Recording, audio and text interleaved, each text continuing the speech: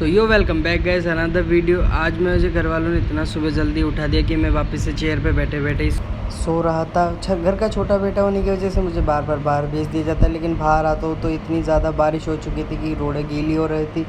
जाते जाते मुझे याद आता है कि मुझे सामान भी लेना है। अब मैं निकलता हूँ सामान दुकान पे आते ही मैं देखता हूँ कि भैया तो है नहीं, तो किससे सामान लूँ। तो मैं थोड़ी देर वेट करने लग जाता हूँ, फिर तब भी भैया नहीं आते। सामान लेने के बाद मैं घर जा ही रहा होता हूँ, फिर मुझे याद आता है कि मुझे मेरी बहन को भी कॉलेज छोड़ना है। फिर घर जाते ही मम्मी बोल देती है कि उसको कॉलेज छोड़ आ। फिर मैं खड़ा हो जाता हूँ बाहर उसको देखने के लिए, कब तक वो आएगी।